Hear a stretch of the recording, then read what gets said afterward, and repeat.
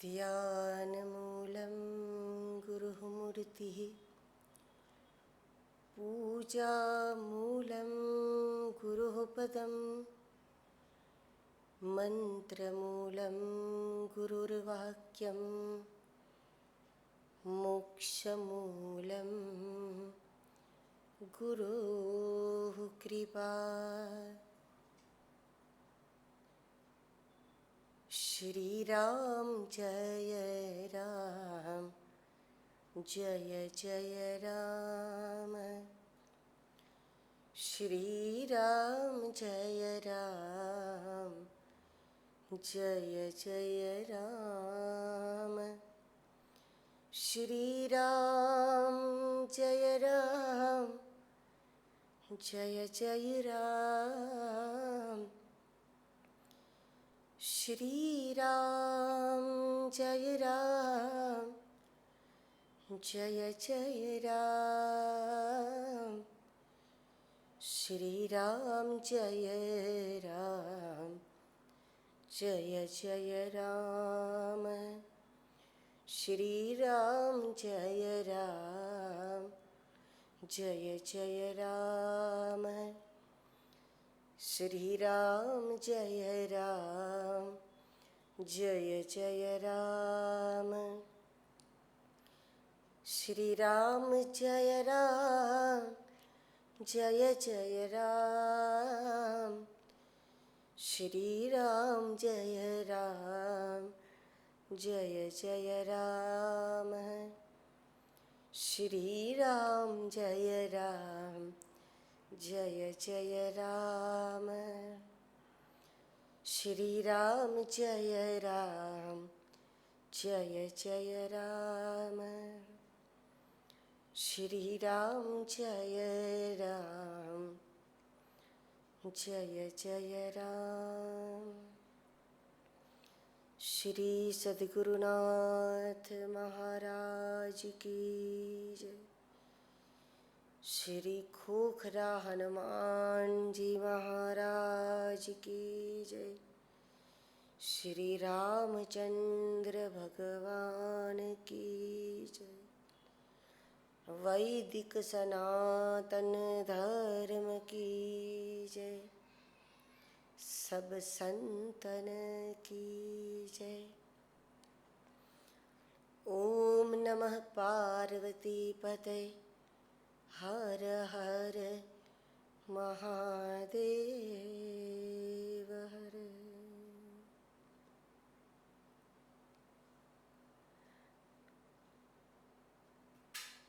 परमात्मा की हम सभी के ऊपर सविशेष कृपा है और इसका प्रमाण है ये कि सभी के मन में भगवत चर्चा की जिज्ञासा बनी रहती है। भगवत रस की एक तलब बनी रहती है। राम रस के लिए सदैव अंतर्मन में प्यास बनी रहती है। ये परमात्मा की परम कृपा का परिणाम है। अब वैसे तो हम सब भगवान से अपनी एक एक मनोकामना की पूर्ति के लिए प्रयास करते हैं। कभी कभी मनोकामना पूर्ण हो भी जाती है, लेकिन कामनाओं का अंत नहीं हो जाता। और जीवन की सफलता इसमें नहीं है कि मनोकामना की पूर्ति हो जाए। सफलता यह है कि हमारे भीतर कामनाओं का अंत हो जाए, उसकी समाप्ति हो जाए। कोई नई बात न उठे, कोई नई मांग न उठे, कोई नई तरंग न उठे। इसी को कहते हैं मन की तरंगे मार दे, हो गया भजन। कौन सी तरंग है? बस यही है कि कभी हमारी मनोकामना पूर्ण नहीं होती, कभी हमारी मनोकामना पूर्ण हो गई, लेकिन उसके बाद भी कोई न कोई बात, कोई न कोई इच्छा, कोई न कोई मांग बनी ही रहती है। वही तो तरंग है। लेकिन भगवान से यदि हमारी ये प्रार्थना हो जाए कि भगवान ऐसी कृपा करें कि हमारे मन में राम कथा की प्यास बनी रहे, सत्संग की इच्छा बनी रहे, और अगर भगवान ने हमारी ये मनोकामना पूर्ण कर दी कि हमारे मन में सत्संग की इच्छा कभी समाप्त ही न हो, और जब ये बात बन गई तो फिर वो बात अपने आप बन जाएगी। क्योंकि सत्संग की इच्छा जिसके मन में सदैव बनी रहती है, उसके मन में अन्य इच्छाएं धीरे धीरे धीरे विराम ले लेती है। और इसी प्रकार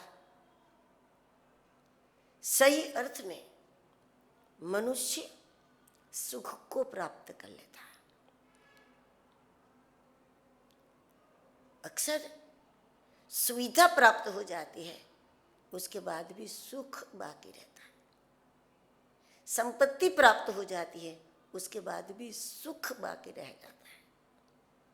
व्यवस्थाएं मिल जाती हैं, उसके बाद भी सुख बाकी रहता है।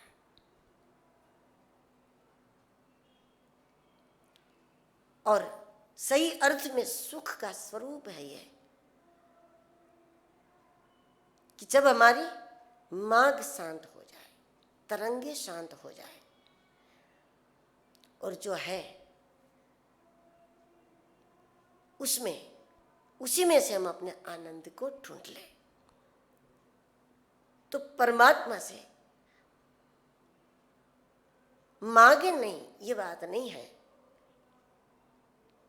भगवान से हम ये मांग लें कि हमारी सत्संग इच्छा बनी रहे, राम कथा से हम कभी तृप्त न हो जाए। बस ये कामना भगवान के सामने अगर हम करते रहें और भगवान ने जब उसको पूरा कर दिया तो समझ लो सब कुछ पूरा हो गया। और इसी प्रकार की स्थिति से ही कथाएं प्रकट हुई हैं। जैसे गोस्वामी तुलसीदास जी महाराज, व्यास जी महाराज, सुखदेव जी महाराज, कबीर साहब, सूरदास जी महाराज, मीरा, इन सभी ने कितना कुछ दिया। क्या इतना कोई लिख सकता है? इस प्रकार कोई पुराणों की रचनाएं कर सकता है? ये कैसे हुआ? इसी मनस्थिति से हुआ कि जिन्हें दूसरा कुछ कहना नहीं है, दूसरा कुछ सुनना नहीं है, और परमात्मा को छोड़ करके दूसरा कुछ सोचने तक की जिनकी तैयारी नहीं रहती, फिर उनके द्वारा ये कार्य अखंड रूप से हो जाता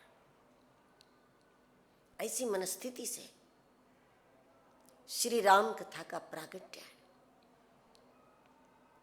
गोस्वामी तुलसीदास जी ने रामचरितमानस में 7 कांड रखे हैं। बालकांड, अयोध्या कांड, अरण्य कांड, किष्किंधा कांड, सुंदर कांड, लंका कांड और उत्तरकांड। 7 कांडों में ये कथा है।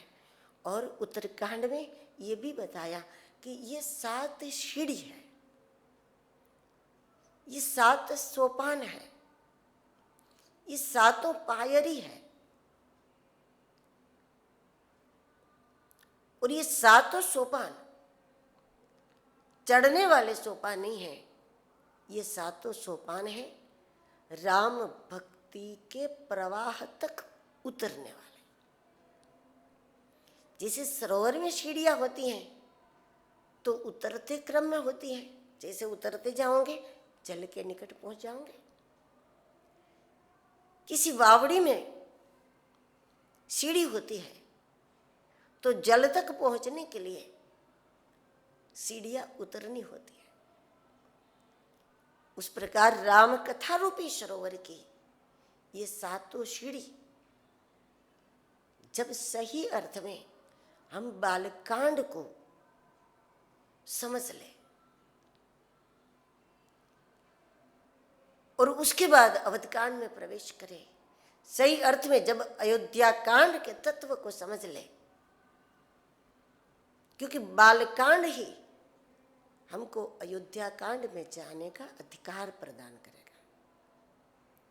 अयोध्या कांड अरण्य कांड में जाने की योग्यता प्रदान करेगा। अरण्य कांड किष्किंधा में प्रवेश करने की योग्यता प्रदान करेगा और किष्किंधा कांड सुंदर कांड में प्रवेश की योग्यता देगा। सुंदर कांड लंका कांड में जाने का अधिकार प्रदान करेगा और लंका कांड हमको उत्तर कांड में प्रवेश करा देगा।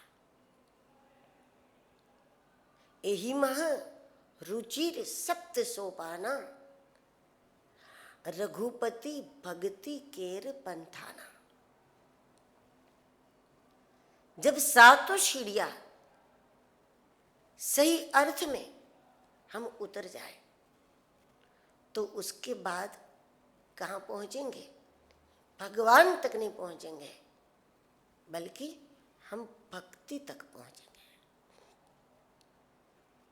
रघुपति भक्ति केर पंथाना, ये नहीं बताया कि ये सातों सीढ़ियां उतर जाऊं तो वह राम जी मिल जाएंगे, भगवत प्राप्ति होगी। नहीं, सातों सीढ़ी पार हो गई तो हम भगवान तक नहीं पहुंचते, हम भक्ति तक पहुंचेंगे, क्योंकि भगवान दुर्लभ है ही नहीं, भाव दुर्लभ है। भगवान दुर्लभ नहीं है, भक्ति दुर्लभ है। भगवान दुर्लभ नहीं है, भाव का शुद्धिकरण दुर्लभ है। और जब हमारे भावों का शुद्धिकरण हो जाए तो फिर भगवान ही रहता है और कुछ रहता ही नहीं है। भक्ति दुर्लभ है। जब सातों सीढ़ियां हम पार करेंगे तो हम भक्तिवान बन जाएंगे। रघुपति भगति केर पंथाना। सातों कांडों में कथा तो राम की है, ऐसा तो नहीं कि दूसरे कांड में कोई दूसरी कथा आ जाए, तीसरे में तीसरी, नहीं, कथा तो वही है, वही क्रम है। लेकिन फिर भी गोस्वामी जी ने अलग अलग नामकरण किया। बालकांड से लेकर के उत्तरकांड तक कथा तो राम जी की है। तो एक भाव ये भी है कि जीवन में किसी भी प्रकार का कांड हो जाए हमारे साथ, कल क्या होगा कोई नहीं जानता।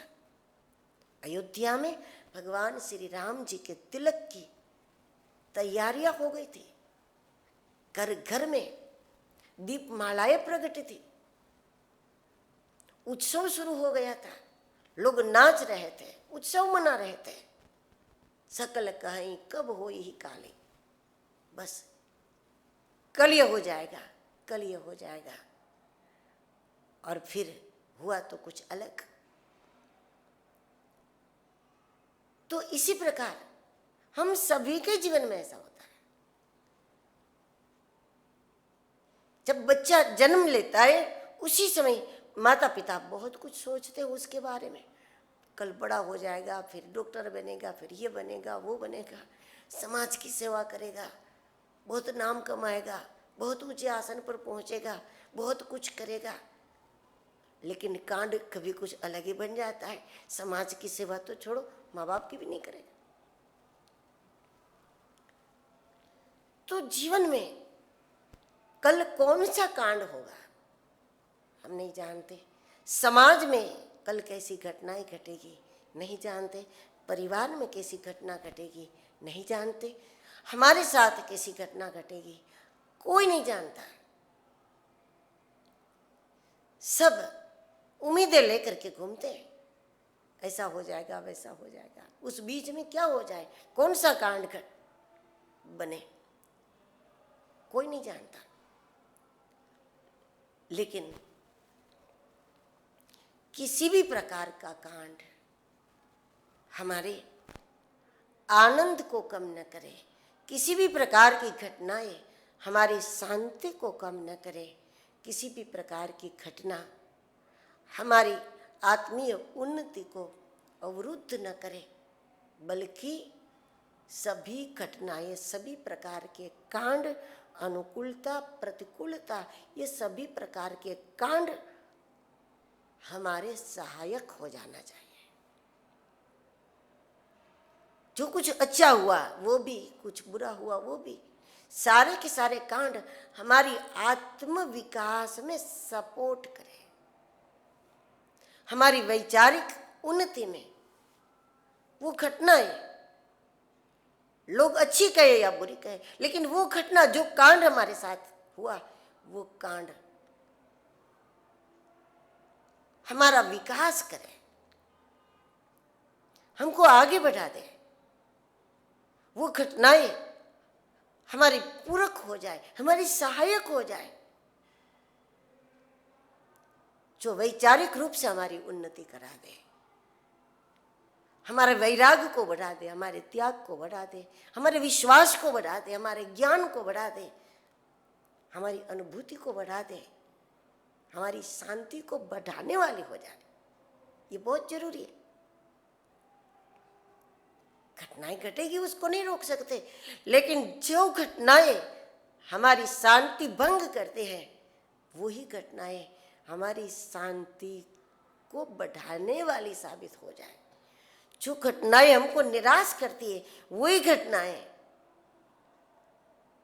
हमारी उन्नति का कारक हो जाए, हमारी सफलताओं का आधार हो जाए। इसका उपाय है राम कथा, इसका उपाय है सत्संग में प्रीति। जब राम कथा प्राप्त हो गई और फिर साथ साथ कांड भी होते रहे, चाहे जैसे भी कांड हो जाए दुनिया में हमारे साथ, उसका कोई अफसोस नहीं, उससे कोई नुकसान नहीं।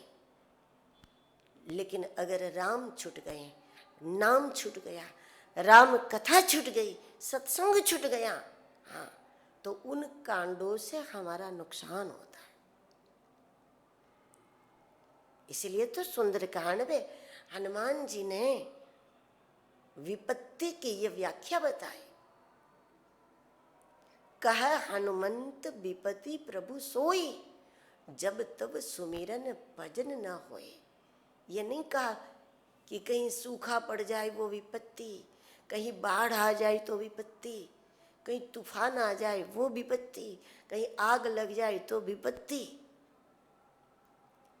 चोरी हो जाए वो विपत्ति, बीमारी हो जाए वो विपत्ति, कोई वस्तु गुम हो जाए वो विपत्ति, मिला हुआ धन वापस हो जाए, कहीं चला जाए वो विपत्ति नहीं। विपत्ति का एक ही स्वरूप बताया, जब तब सुमिरन भजन न होई। अगर राम से हमारी प्रीति है, राम कथा से हमारी प्रीति है, भगवान से हमारा अनुराग है, तो ये सारे के सारे कांड, जैसे जैसे कांड बनते जाएंगे वैसे वैसे हमारा आनंद और बढ़ेगा, हमारा आत्म विकास बढ़ेगा, हमारा ज्ञान बढ़ेगा, हमारा अनुभव बढ़ेगा, हमारा वैराग बढ़ेगा, हमारा आत्म विकास होगा, हमारी साधना बढ़ेगी। तो इसका मतलब तो ये हुआ कि जीवन विकास में इन कांडों ने हमारी सहायता की। जिन कांडों से लोग बर्बाद हो जाते हैं, वही सारे कांड हमको आबाद करते हैं। इसका आधार राम कथा है। और इसलिए बहुत ही महत्वपूर्ण क्षण वो होता है जिस समय सत्संग में हमारा मन लगा हो। धन्य घड़ी वो ही जब सत्संगा, वो क्षण धन्य है, क्योंकि सत्संग का एक क्षण हमारी जिंदगी के करोड़ों क्षण को सार्थक कर देता है। गोस्वामी जी ने इसीलिए अलग अलग कांड रामचरितमानस में रखे हैं, और प्रथम कांड है बाल कांड, क्योंकि समाधान की भूमिका तक पहुंचने के लिए सबसे पहले व्यक्ति को सहज होना पड़ता है, निर्दोष होना पड़ता है। सबसे पहले बालकांड होना चाहिए। जब तक चतुराई नहीं छूटी, कुटिलताएं नहीं छूटी, हमारे मन में जो कुछ अटपटा है, दिखते कुछ है, होते कुछ है, और ऐसे में भगवत कृपा का अनुभव नहीं होता। गोस्वामी जी ने स्पष्ट कहा है, मन क्रम बचन छाड़ी चतुराई, करत कृपा करी है रघुराई। जब चतुराई छूटती है, कुटिलताएं छूटती है, कपट छूटता है, तो उसके बाद भगवत कृपा का अनुभव होता है। इसलिए बालकांड ये पहला कदम है। बालकांड में प्रवेश करने में कई बार पूरा जीवन निकल जाता है। लोग 80, 90, 100 के हो जाते हैं, उसके बाद भी निर्दोष नहीं हो जाते, निर्विकार नहीं हो जाते, क्योंकि बच्चा निर्विकार होता है, मन उसका निर्दोष होता है, दृष्टि उनकी पवित्र होती है। भीतर कुछ भरना इतना मुश्किल नहीं है, लेकिन भरा हुआ निकाल करके बच्चा बन जाना ये बहुत जरूरी है। और हम लोग सबसे यही कहते हैं, हमको कुछ सिखा दो। किताबें इसलिए पढ़ते कि कुछ सीख जाए, मतलब हम भरते ही रहते हैं, लेकिन भरा हुआ जो ज्ञान है वो सब हमारा तब कल्याण करें कि जो पहले भरा, वो चतुराई, वो कपट, वो कुटिलता, उसको हम पहले खाली करके बालकांड में स्थित हो जाए। बालकांड का मंगलाचरण है 7 श्लोक में, और ये मंगलाचरण का जो पहला श्लोक है ये वस्तु निर्देशात्मक मंगलाचरण भी है, हेतु परक मंगलाचरण भी है, और वंदनात्मक मंगलाचरण भी है। मंगलाचरण में यह भी बताया जाता है कि इसमें क्या है, तो ये हुआ वस्तु निर्देशात्मक। वर्णानाम अर्थ संज्ञानाम रसानाम छंदसामपि, यह हुआ वस्तु निर्देशात्मक। इस कथा में क्या है, तो वर्ण है, शब्द है, छंद है, सभी प्रकार के रस है। स्वामी जी ने सभी रसों का इसमें प्रयोग किया, कई प्रकार के छंदों का इसमें प्रयोग किया। ये सब है इसमें, रसमय है, छंदबद्ध है, दोहा, सोरठा, छंद, चौपाइयां, सबका अपना मीटर है, मतलब छंदबद्ध है वो सब। तो ये सब है वस्तु निर्देशात्मक है। तो ये सामपि, अपि यानी निश्चित, निश्चयात्मक ज्ञान है, केवल शब्द नहीं है, केवल वाक्य, छंद, गीत, संगीत, केवल यही नहीं है, निश्चयात्मक ज्ञान है। और मंगला नाम च करता रहो। इस प्रकार की रामचरितमानस की रचना करने का मतलब क्या, तो मंगला नाम च करता रहो, सबके मंगल की भावना से राम कथा प्रकट हुई। मंगल करनी कलिमल हरनी, तुलसी कथा रघुनाथ की। और ऐसी मंगल करने कथा, सभी के मंगल की कामना से राम कथा की रचना क्यों? राम कथा के द्वारा सबका मंगल होगा, ऐसा तुलसीदास जी का विश्वास क्यों? तो तुलसीदास जी स्वयं बताते हैं कि राम जन्म जग मंगल हेतु। श्री राम का अवतार जग मंगल के लिए हुआ है, और इसीलिए जो अवतार ही विश्व कल्याण के लिए हुआ है, तो उनकी एक एक लीलाएं, उनका एक एक चरित्र, उनका एक एक व्यवहार अगर मनुष्य अपने जीवन में अपनाता है, राम के व्यवहार को अपने जीवन में धारण कर लेता है, तो जैसे राम जन्म जग मंगल हेतु, तो उस प्रकार राम जी का व्यवहार जिसने भी धारण कर दिया तो उसका मंगल निश्चित हो जाता है। तो वर्णानाम अर्थ संज्ञानाम रसानाम छंदसामपि, ये हुआ वस्तु निर्देशात्मक मंगलाचरण की कथा में क्या क्या है। और दूसरा हेतु परक मंगलाचरण। हेतु क्या है? आगे भी कहा स्वांत सुखाय तुलसी रघुनाथ गाथा, सबके मंगल की भावना, मंगला नाम से करता रहो। और इस हेतु से इतना बड़ा हेतु क्या आप सिद्ध कर सकते हैं अपनी इस गाथा के द्वारा, इस कथा के द्वारा, इस लेखनी के द्वारा? तो गोस्वामी जी कहते हैं कि नहीं, मुझे अपने बुद्धि बल पर भरोसा नहीं है, और इसीलिए तो वंदे वाणी विनायको, मैं देवता की शरण में जाता हूं।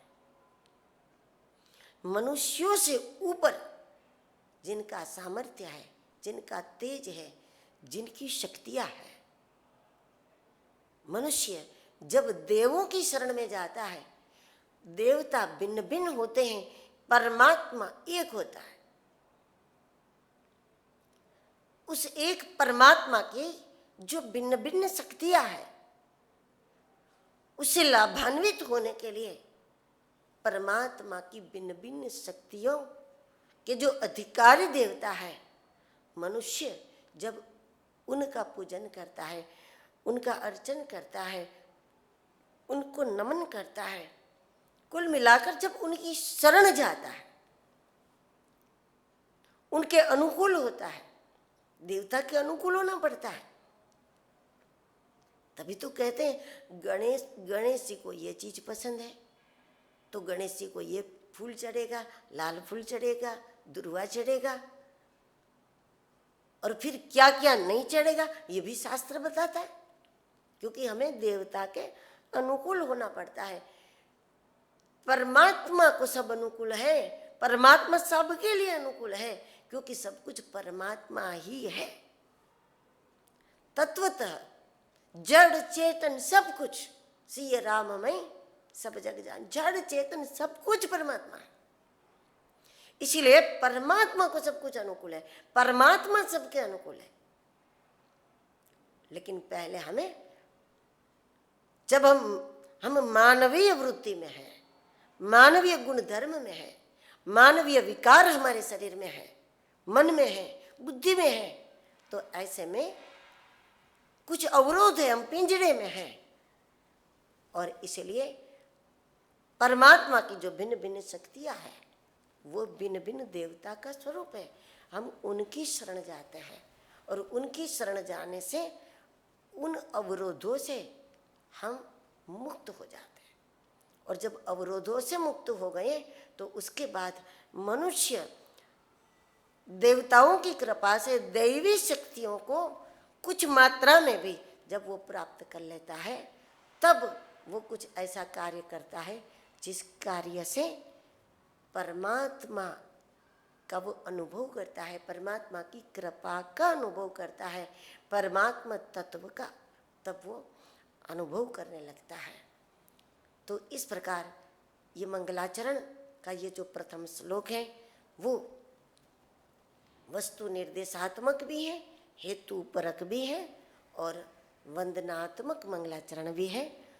इस प्रकार गोस्वामी जी मंगलाचरण का शुभारंभ करते हैं और मंगलाचरण के ही जो अन्य दर्शन है उस पर आगे आगे दर्शन करते जाएं।